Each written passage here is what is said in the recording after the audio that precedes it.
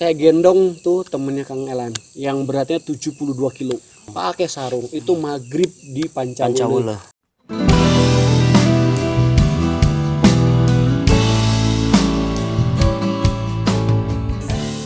Assalamualaikum warahmatullahi wabarakatuh. Waalaikumsalam.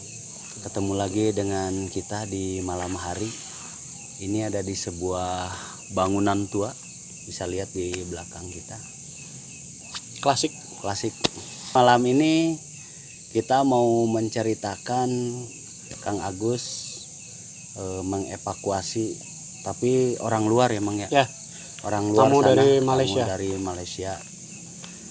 Sebelum ke cerita Mang Agus, saya mau ngucapin dulu terima kasih buat dulur Pancakaki, buat teman-teman semua yang sudah subscribe, dan yang belum silakan subscribe biar channel ini terus bisa berkarya. Salam damai Indonesia. Oke, Mang. Siap. Mau menceritakan evakuasi, Mang. Kejadiannya kapan gitu ya, Mang? Silakan langsung ya, biar cepat. Siap. Kita mah langsung aja lah. Silakan, Mang. Siap. Oke. Kejadiannya tuh kalau tepatnya sih ingat-ingat lupa lah. Kalau tahunnya tuh sekitar 6-7 tahun yang lalu. Jadi temen dari volunteer Eagle namanya Kang Elan, dia yang punya link sama teman-teman. Kebetulan dia di Greenpeace Indonesia. Jadi teman-temannya di luar negeri banyak. Ada temennya yang dari Malaysia lah. Itu ngehubungin dia pengen naik ke Gunung Gede.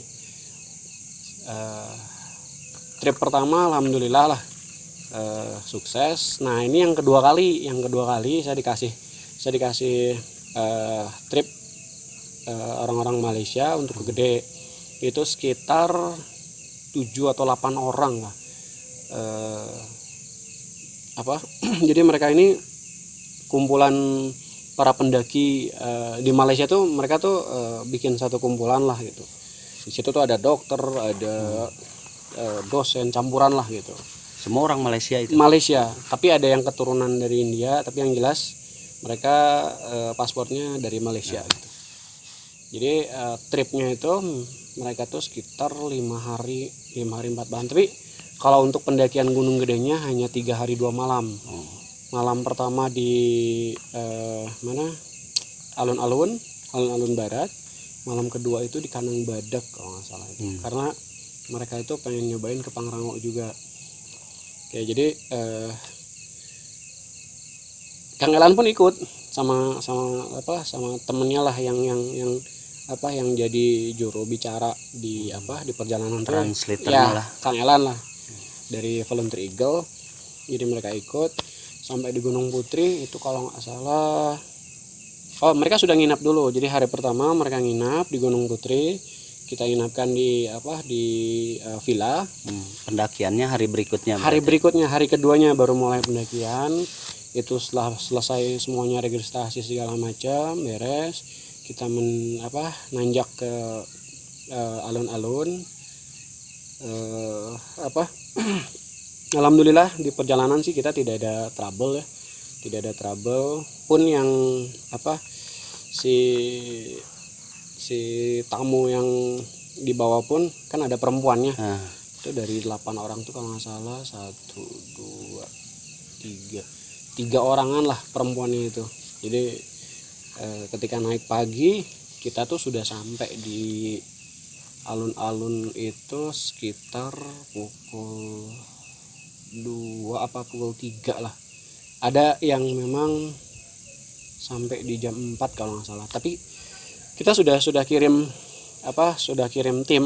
Jadi di dalam perjalanan tuh ada tim advance. Tim advance tuh tugasnya dia membawa semua perlengkapan kebutuhan kita, tenda, makanan, terus perlengkapan tidur segala macam lah, itu sudah dibawa sama tim advance. Berapa orang yang itu sekitar 4 orang lah, 4 sampai 5 orang lah kalau nggak salah.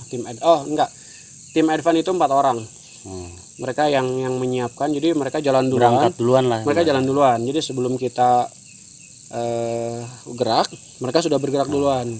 Mereka bikin tenda, terus menyiapkan fasilitas buat tidur, buat si para tamunya lah gitu, masak gitu segala macam lah, mereka sudah siap gitu. Jadi nanti si tamu datang di atas sudah siap Siap semua gitu. Jadi tim Advan 4 yang menyiapkan semuanya, kita itu ditambah saya sebagai guide, terus ada lagi junior adiliting di Wanadri angkatan 2012 saya ajak sebagai tim penyapu. Jadi 3 orang lah kalau nggak salah pendampingnya itu gitu. Pas dulu ketemu saya di Kanang Batu bukan Mang? Kalau dulu kan saya naik sama siapa ya? Oh bukan. Soalnya ketika pas ini pas turun nggak ada siapa-siapa. Oke, kita nanjak pagi standar lah, berangkat jam 8, setelah beres sarapan dan segala macam, briefing tentang keselamatan di perjalanan, karena mereka baru pertama kali naik ke Gunung Gede Pangrango. Semua itu perdana. 1 orang sih memang sudah kedua karena yang bawa tripnya. Yang perempuan ini ada 1 orang lah yang memang temennya Elan ini. Jam 8 kita setelah beres tentang prosedural dan segala macamnya, kita bergerak jalan. Alhamdulillah cuaca sedang cerah gitu. Kita berangkat jam 8 sampai di alun-alun barat itu sekitar ada yang pukul 3, ada yang pukul 4 lah yang paling telat itu. Karena dalam perjalanan tuh lama lah. Ada yang memang ya tereliminir lah. Yang cepet oke duluan dikawal sama 1 orang. Sisanya ya saya paling belakang gitu. Oke, sampai di camp alun-alun barat, istirahat, semuanya sudah disiapkan tendanya, terus perlengkapan dan segala macamnya lah gitu. Tim pun sudah memang siap dengan masakan, kasarnya welcome drink lah gitu. Sudah pokoknya datang tinggal minum, makan dan segala macam, selesai lah gitu. Jadi sampai malam kita sih nggak ada acara malam ya, karena cuaca memang pas saat lagi kalau nggak hujan itu, kalau di atas memang rada-rada inilah kabut gitu ya, kabut tebal itu sekitar di bawah 10 derajat lah si suhu itu. Jadi cukup ekstrim ya. Mereka pun setelah maghrib itu udah males, setelah makan sore menjelang malam tuh udah malas keluar gitu karena saking dinginnya gitu. Oke, mereka tidur. Singkat cerita, hari berikutnya kalau kita sih tim pukul 4 juga sudah siap lah. Sudah bangun, sudah mempersiapkan lagi kebutuhan buat sarapan dan segala macam lah gitu.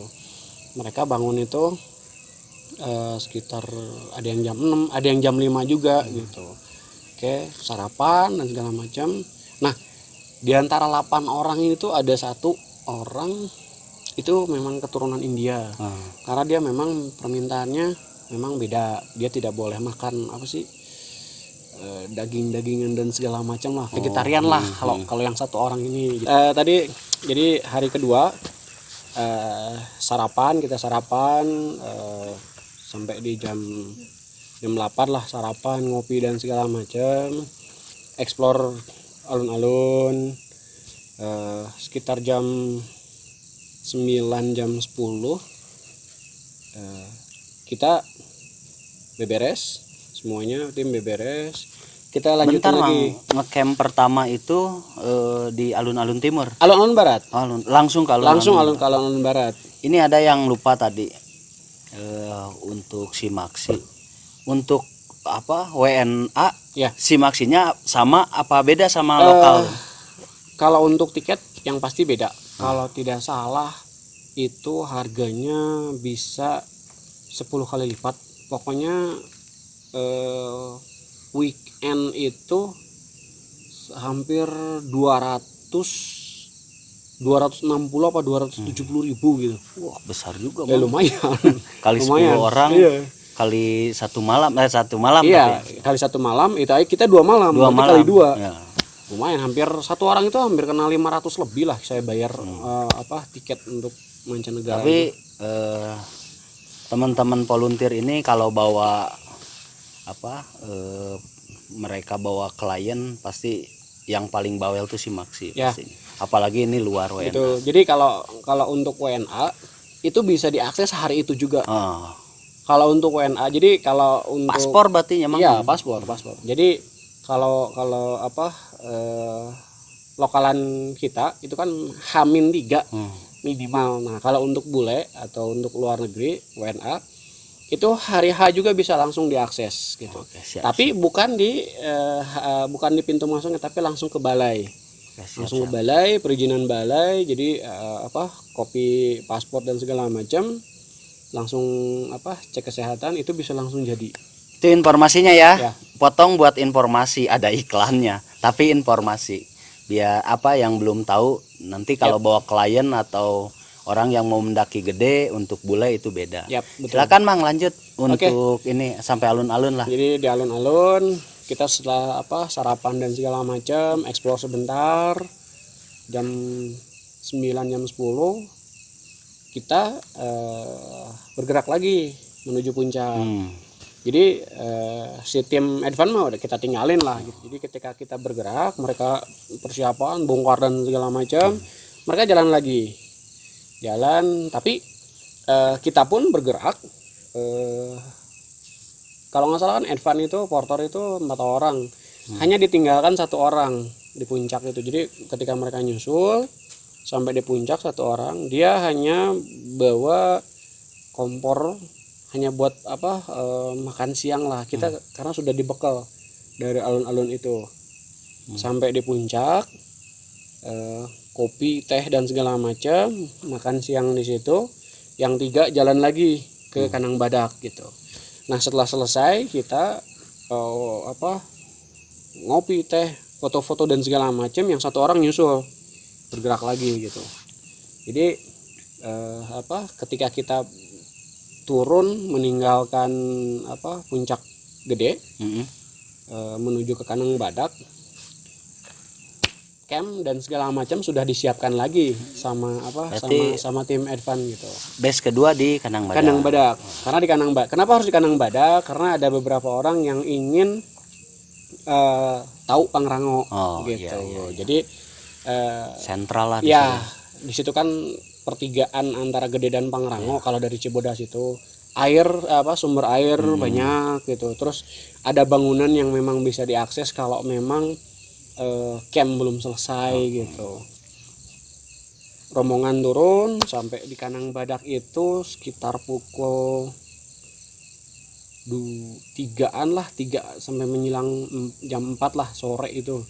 Ini perjalanan santai lah. Santai kita santai, nggak ada yang dieksplor nggak, mereka hanya ingin tahu saja, puncak gede seperti ini gitu. Sampai di Kanang Badak, masuk camp, istirahat dan segala macam. Nah sampai di makan sore, makan malam lah gitu. Lagi-lagi kita nggak ada acara karena mereka sendiri pun ya sudah, mereka dengan gengnya mereka juga nggak mau diganggu, ya sudahlah gitu. Beres tidur lah. Pagi itu jadi di antara beberapa mereka tuh ada yang ingin ke Pangrango. Kita sudah kasih tahu bahwa ke Pangrango itu masih lumayan jauh lah. Kalau nggak bawa beban itu masih 3 jam lah, masih 3 jam perjalanan. Jadi saya hitungin waktunya, estimasi harus berangkat bangun dan jam berapanya gitu. Jadi mereka itu jam 3 jam 4 harus sudah bangun, sarapan dan segala macamnya. Karena kenapa harus jam segitu? Karena hitung waktu turunnya lagi gitu. Jadi harus dihitung semua antara naik 3 jam belum di atasnya, harus berapa lama belum turunnya lagi. Jadi harus dihitung ketika nanti dari Kanang Badak turun lagi ke Cibodas itu harus benar-benar selaras lah, jangan sampai waktu yang kemalaman di Pangrango itu, lah ya. Betul gitu. Jam 3 jam 4 bangun, terus nanjak ke Pangrango, mereka sudah sarapan dan bengek gitu. Ada 2 orang porter yang ikut, mereka bawa sarapan gitu. Jadi ketika pas bangun tadi itu hanya sarapan roti, kopi gitu, susu, Gulai lah gitu. Tapi untuk sarapan beratnya belum gitu. Ketika gerak kita sekitar pukul 4.30-an lah, jalan ke atas Pangrango, barulah di Pangrango itu untuk sarapan beratnya gitu. Jadi di atas tuh nggak lama lah, paling setengah jam lah, hanya lihat puncak triangulasi, puncak Pangrango, main ke Mandalawangi sebentar, balik lagi, ya udah langsung turun lagi gitu. Jadi nggak nyampe 1 jam lah di puncak itu. Cuman sebentar doang ya. Sebentar hanya dengan perjalanan panjang di atas sebentar doang. Betul. Jadi mereka hanya ingin tahu, karena kita itu tadi bermain waktu gitu. Sekitar 3 jam lah, 4:30 sampai atas itu sekitar sudah siang sih, sekitar jam 8-an, jam 8 jam 9 lah pokoknya. Di atas nggak lama, turun jam 1 itu sudah di kandang badak lagi kalau nggak salah. Jam 1 jam 2 tuh sudah di kandang badak lagi ya. Malah lama naik dan turunnya. Betul. Karena kan medan Pangrango, buat teman-teman kan pasti tahu lah yang memang sudah pernah ke Pangrango bagaimana sulitnya masuk ke jalur Pangrango itu. Apalagi harus kita bawa tas carrier besar lah. Itu sangat susah lah gitu. Oke, sekitar jam 1-an nyampe kandang badak. Porter 2 orang itu sudah menyiapkan makan siang. Oke, begitu nyampe kita makan siang dan segala macam, istirahat itu hari kedua.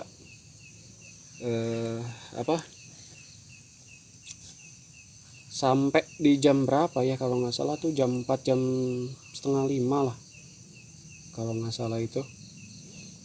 Jam 4 lah, jam 4 dari jam turun, makan, istirahat. Nah, dari yang 8 orang ini, mereka tuh fisiknya memang kuat lah. Nah, ternyata ada satu orang yang memang si temennya si Kang Elan ini nih, yang rada-rada ripuh. Yang perempuan. Beratnya itu hampir 72 kilo. 72 kilo. Iya, jadi dari mulai gede turun ke kandang badak pun itu sudah terlihat lah. Dia ikut ke Pangrango juga? Tidak. Enggak. Hanya 5 orang kalau nggak salah yang ikut ke Pangrango itu. Jadi ketika pas hari kedua mau turun, di hari ketiga ketika pas mau turun ke arah kandang badak itu sekitar pukul 4 lah. Nah, yang 7 orang itu tuh memang kuat. Mereka jalan duluan, ditemanin sama satu orang pendamping juga, si porter juga jalan. Nah, saya yang paling terakhir. Jadi saya, si yang temennya Kang Elan ini, yang perempuan yang beratnya 72 kilo ini, terus si Kang Elan sama pacar si Kang Elan. Jadi kita tuh berempat ditinggalin yang terakhir itu. Yang terakhir. Ya sudahlah, duluan. Tapi ada tim Edvan kan belakangan juga enggak? Saya yang terakhir. Jadi yang ngedampingin itu saya. Jadi kita jalan dari kandang badak itu sekitar pukul 5, jam 17.00, jam 5 sore lah. Turun. Ternyata si yang temennya Kang Elan itu sudah mulai agak-agak ripuh. Drop lah ya. Sudah mulai parah. Jadi dari kandang badak pun dia sudah jalan pelan. Nah, sampai di shelter Pancawuluh. Jadi Pancawuluh itu antara kandang badak dan kandang batu, tengah-tengah. Ada namanya shelter. Kadang suka nggak kelihatan tuh posnya karena memang udah. Padahal di situ ada shelter. Pancawuluh. Tapi si atapnya udah nggak ada. Namanya Pancawuluh. Di situ mau menjelang maghrib. Pas begitu saya ngobrol lebih jauh dengan si temennya Kang Elan itu, ternyata dia punya penyakit bawaan. Oh iya. Tapi dia nggak ngomong gitu, dia tahan aja. Pas waktu itu dia baru ngomong. Penyakit apa itu Kang? Sampai tulang ekor. Oh, bahaya juga berarti. Apa sih jadi tulang ekor kejepit kalau nggak salah. Karena dia pernah kecelakaan. Tapi kan selama dia naik dari Kalau naik Putri dia aman. nggak ada masalah. Nggak ada masalah. Kata dia tuh kalau naik tuh nggak ada masalah karena tidak ada tekanan. Oke. Tapi begitu turun katanya karena si beban, Nahan kan, nahan. beban, jadi ada daya tolak mungkin si tulang ekornya rada keteken. Nah disitulah Dia nggak bawa ini kan? nggak bawa. Dia full nggak bawa beban yang digendong lah gitu.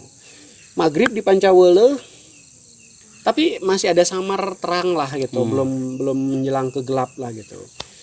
Saya udah habis akal, ya sudahlah. Karena berhitung dengan waktu, Iya.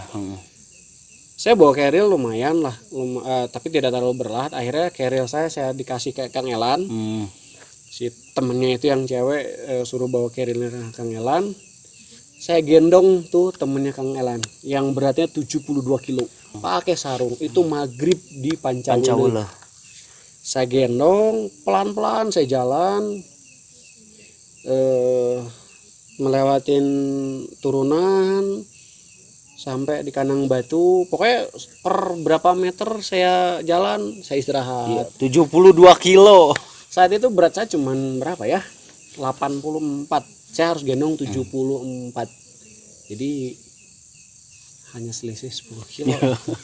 Itu beneran, tapi ya sudahlah, karena ini tamu saya harus bertanggung jawab. Terus di situ nggak ada orang yang lewat gitu, sudah pada turun, saya para pendaki juga, ya sudahlah saya gendong pelan-pelan terus sampai ngelewatin Kandang Batu, sampai ngelewatin air panas. Nah terus, itu di air panasnya tegang juga. Itu bener-bener tegang. Ya kan? Nah udah licin, gelap, di air panas gendong 72 kilo. Teman-teman, saya pernah dikasih tahu sama teman-teman dari Volunteer Montana.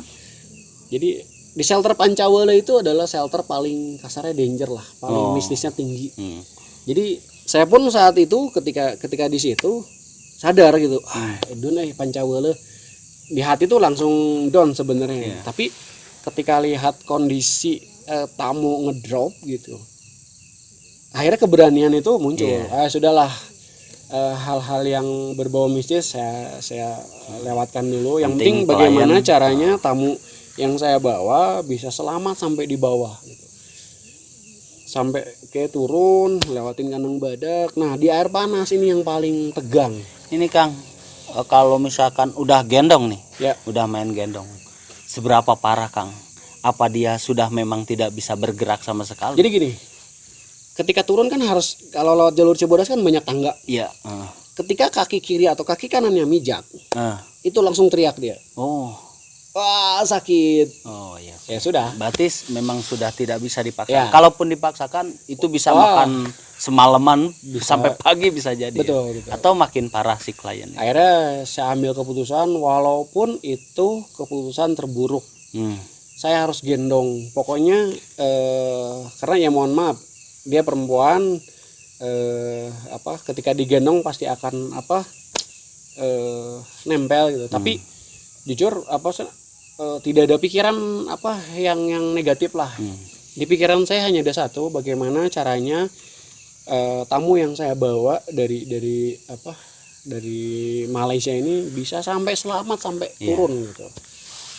Saya paksa gendong, akhir pun dia pun ya sudahlah, mau bagaimana lagi. Saya juga sudah tidak bisa berjalan gitu. Saya gendong pakai sarung, untungnya saya bawa sarung. Saya pelan-pelan. Nah di air panas ini yang paling tegang. Iyalah. Teman-teman tahu kan, jalur Cibodas air panas itu kita ngelewatin sungai. Airnya panas. Licin kan, batunya licin. Kalau dari atas itu sebelah kirinya jurang. Gitu. Kebayang lah gitu. Saya harus gendong, badannya gede, 72 kilo gitu. Saya nggak mikir itu panas atau enggak. Yang penting bagaimana caranya bisa ngelewatin itu. Areal gitu.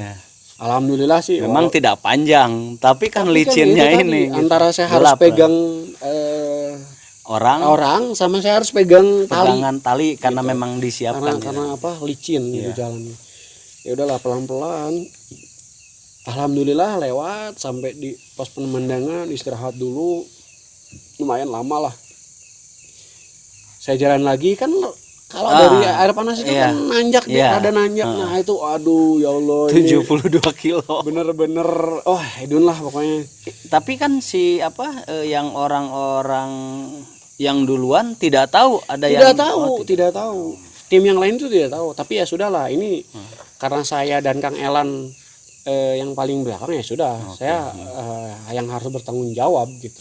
Saya pelan, pokoknya itu waktu sudah hampir jam berapa ya, lewatin air panas itu sudah di jam 9 apa jam 10 lah gitu. Wah itu benar-benar paling lama lah gitu.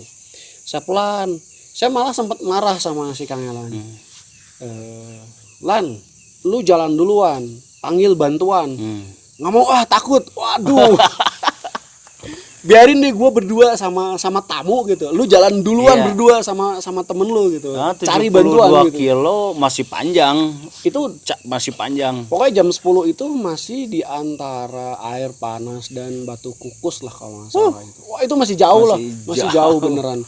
Saya sampai marah kan, udah jalan duluan berdua, nggak mau, takut gitu. Aduh gimana sih, ya sudahlah, si Elan saya bawa lagi pelan-pelan itu. Ketika pas di shelter Batu Kukus 1, saya suruh lagi, itu udah di atas jam 11 gitu apa jam 12 lah pokoknya. Saya suruh lagi, Lan jalan duluan, panggil bantuan, nggak mau, takut katanya. Jam 9 aja dia sudah nggak mau bergerak, apalagi jam 12. Saya sih udah nggak pikiran itu mau kuntilanak, bodoh amat lah, yang penting ini gimana caranya harus selamat gitu. Elan nggak mau karena takut. Jadi kenapa saya suruh Elan duluan tuh karena berdua. Dua-duanya juga takut, nggak mau katanya. Sudahlah, akhirnya. Yang berdua perempuan juga. Enggak, temennya Elan tuh perempuan. Jadi Elan berdua sama perempuannya, saya sama tamu saya berarti kan. Berarti jadi kan berempat tuh gitu. Dua perempuan sana. Oke. Di Batu Kukus saya tuh ketika jalan nangis asli nangis beneran. 72 kilo. Satu berat gitu ya. Keduanya ini mau nyampe jam berapa gitu. Nah ketika terus saya jalan pelan Batu Kukus, alhamdulillah lewatin Rawadenok 2 kalau nggak salah. Nah Rawadenok 2 tuh kalau diantara kita tuh itu paling serem. Rawadenok itu yang shelter payung. Kalau dari bawah tuh sebelah kanan tuh ada bekas toilet. Itu sering muncul, kalau kita mah bilangnya buras lah. Cong. Nah disitulah buras putih ya. Sering muncul lah kayak gitu-gitulah. Tapi ketika pas saat itu bodo amat lah, mau ada kok gua lempar lah kalau ada gitu. Yang penting ini gimana caranya bisa selamat. Istirahat tetap di situ. Istirahat lah gitu. Capek lah. Jam berapa Mang pas sampai Rawadenok Mang? Itu sekitar jam 12 kalau nggak salah ya. Yes, kalau nggak salah jam 12 malam. Itu nggak ada orang lagi, kita cuma berempat gitu. Nah alhamdulillahnya yang adik angkatan Dewa Nadri, dia angkatan 2012. Ketika sudah sampai di bawah tuh dia udah sudah sampai jam 8 jam 9 tuh sudah di resort, sudah istirahat lah gitu. Nah, dia ngitung, loh kok ini kata dia tuh jam 9 kok nggak ada, jam 10 nggak ada, jam harusnya 11 nggak ada. Selisih jam 9 atau jam 8 udah sampai sejam lah gitu paling lama. Akhirnya dia naik lagi berdua dengan insting dia kok belum ada. Karena ngomongin waktu jam 12 ini lama banget jedanya gitu. Akhirnya dia naik lagi berdua, ketemu tuh di atas Panyangcangan. Oke. Jadi sudah melewati Rawadenok 1. Itu ketemu di situ itu sekitar pukul 3 subuh. Wush. Jam 3 subuh. Baru itu beneran sama itu sepanjang jalan nangis. Capek terus ini gimana mau nyampe jam berapa gitu. Itu jam 3 subuh. Alhamdulillah yang temen junior Dewa Nadri itu ketemu di situ. Dia ngomong kayak gitu, ini karena selisihnya terlalu jauh ya sudahlah dia inisiatif naik gitu. Akhirnya istirahat sebentar. Gantian lah gendong. Tetap digendong. Dia udah nggak bisa jalan. Jadi teman ini saya tahu junior dia badannya kayak segini. Oh iya sama lah. Harus bawa 72 kilo juga. Iya. Akhirnya gantian, ketika pun saya sudah lepas dari gendongan, tapi tetap ketika di bawah saya coba lagi. Itu sampai di resort itu jam berapa ya? Wah, pokoknya lumayan panjang lah, antar jam 5 pas setengah 6 subuh lah. Pagi pokoknya. Itu dari habis maghrib di Pancawele. Iya. Pancawele Resort itu kalau standarnya kan 4 jam 4 jam setengah. 4 jam setengah. Iya. Paling santai 5 jam Iya. orang gitu. Sekarang dari habis maghrib sampai jam 5 setengah 6. Hampir 12 jam. Silakan Turun. nanti di komen gimana punggungnya. 72 kilo. Jangan-jangan ekor dia pindah juga.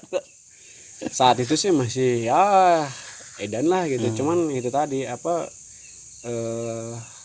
karena klien terus dari luar negeri itu servis harus benar-benar full, terus pengamanan dan segala macamnya gitu.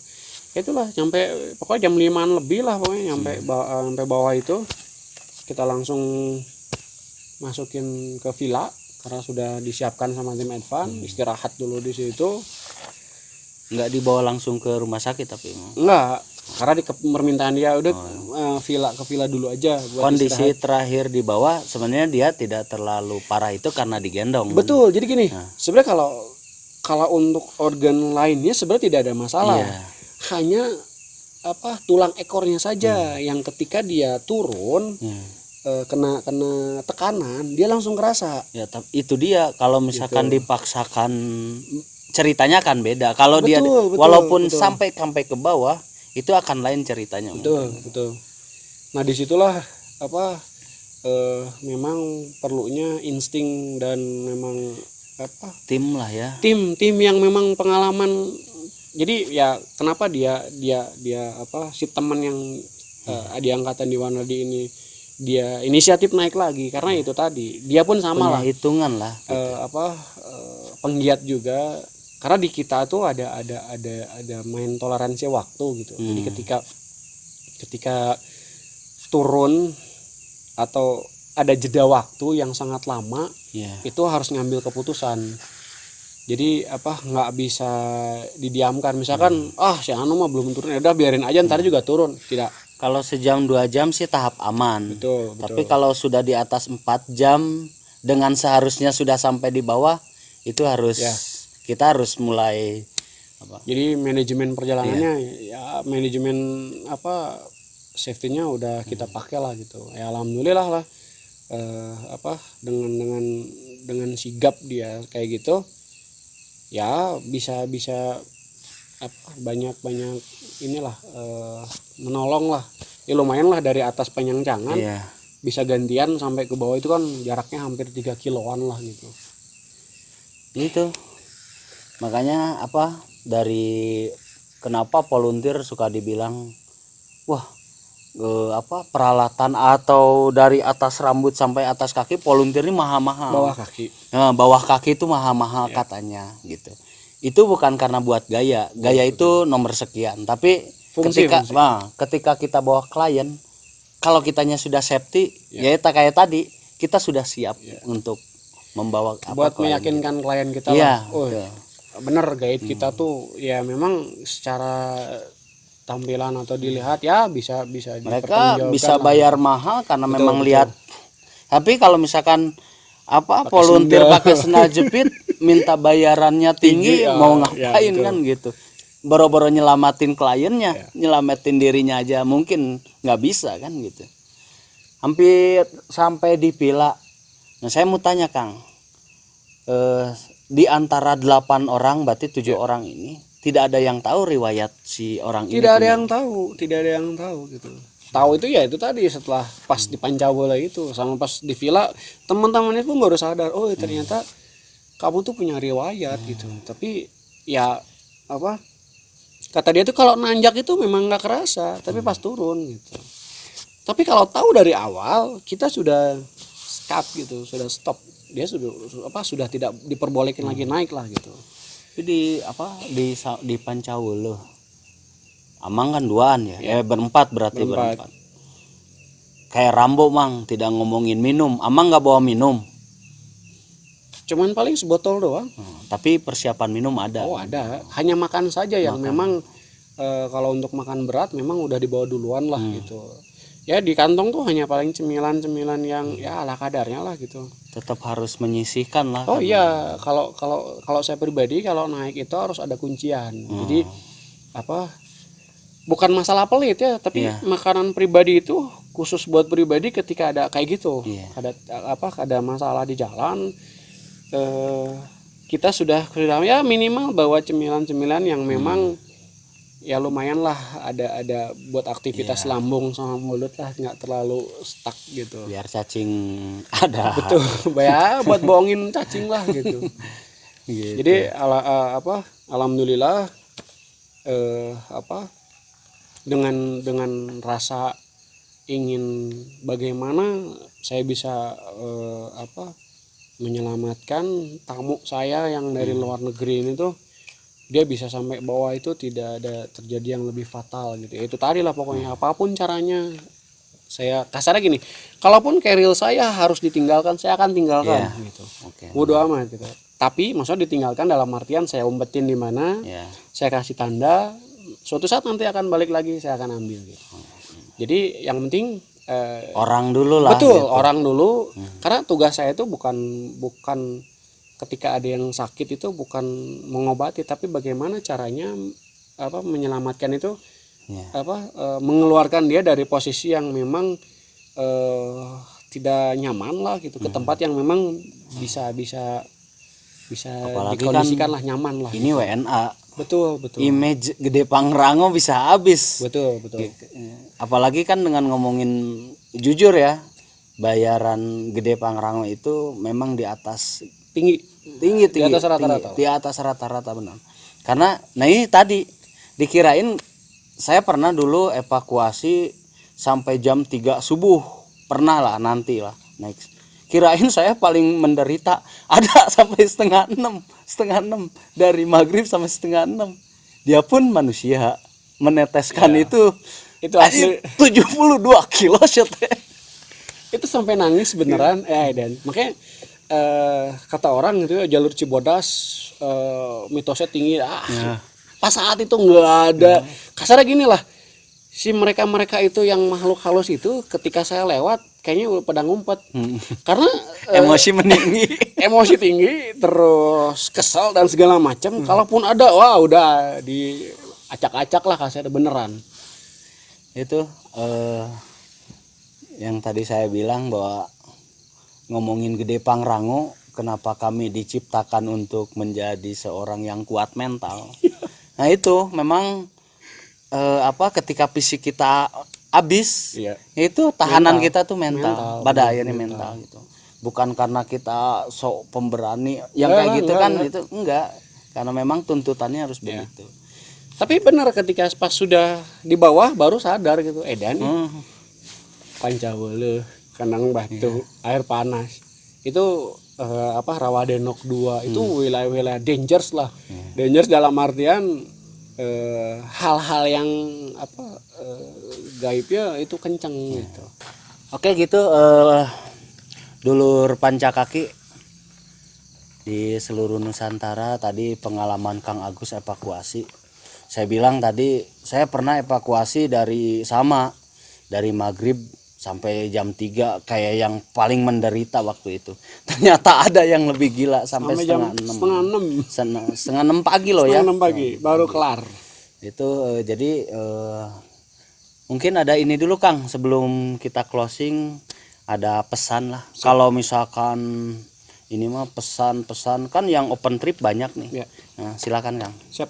Oke, jadi yang hari ini lagi jadi trending topik yang pendaki ditinggalkan di Gunung Selamet kalau nggak salah ya. Itu maksudnya untuk kepada para pendaki yang terkhusus yang memang membuat open trip itu kan melibatkan orang banyak gitu. Jadi jangan sampai teman-teman itu hanya melihat dari sisi keuntungan saja, tapi dari sisi safety dari masing-masing orang yang diajaknya itu memang harus benar-benar dipastikan dia sudah pernah naik atau belum gitu. Jangan sampai ketika nanti dia pas kegiatan open tripnya itu kemanapun itu, jangan sampai ada yang menjadi laporan, si ini korban karena ikut open trip ini terus ditinggalkan dan segala macam. Dan kepada para pendaki yang memang ikut open trip, teman-teman juga harus selektif. Selektif dalam artian teman-teman harus tahu siapa yang mengadakan open trip tersebut. Terus cari tahu backgroundnya kayak gimana dan segala macamnya. Jadi jangan sampai teman-teman teriming-imingi dengan bayaran murah ikut open trip ke satu gunung gitu, tapi pada akhirnya teman-teman sendiri hanya dijadikan objek saja gitu. Jadi ketika di lokasi itu teman-teman tidak dianggap gitu. Banyak kejadian-kejadian lah gitu yang memang pesertanya ditinggalkan lah, memang pesertanya nggak dianggap atau kayak ya gitulah. Yang penting yang membuat open trip sama yang ingin ikut open trip harus sama-sama saling tahu lah latar belakangnya, gitu aja. Oke, satu lagi, yang mau mendaki coba menceritakan riwayat kalian lah. Betul. Kalau yang sakit sampaikan dia betul, sakit. betul. Jangan sampai kayak gitu juga. Ya kalian yang rugi sebenarnya. Kalau Mang Agus tadi ceritakan dia rasa tanggung jawab dia karena dia dibayar kan gitu. Betul. Terus pertanggungjawaban dia ke Kang Elan itu kan gitu. Satu lagi terkhusus buat perempuan, pendaki perempuan itu jangan malu, jangan ragu menyampaikan ke timnya. Kalau dia lagi kondisi haidnya itu awal, tengah atau sudah akhir, itu disampaikan saja. Karena rata-rata di gunung itu yang saat haid yang memang sering terjadi sakit lah. Baik, dulur Pancakaki itu tadi. Mudah-mudahan banyak pesan lah ya Kang. Siap. Banyak pesan, silakan kalian nanti bisa komen di bawah, nanti bisa komen Kang gimana kalau ini, Kang gimana, silakan itu ya gimana ya, dulur Pancakaki sumbang saran segala macam. Oke, sekali lagi yang sudah subscribe untuk Pancakaki ya, terima kasih, hatur nuhun. Yang belum silakan buat nanti supaya kita tetap ada di channel ini berbagi cerita di Gede Pangrango ya. Yang tentunya bukan buat menakut-takuti atau mengambil ini, enggak, hanya ingin memberikan banyak pesan saja tentang pengalaman kami di Gede Pangrango supaya teman-teman yang ingin berkegiatan di Gunung Gede Pangrango itu siap mental, siap peralatan dan segala macamnya. Oke, gitu saja dari kita Pancakaki. Ambil pesan baiknya. Selamat malam, selamat beristirahat, salam damai Indonesia.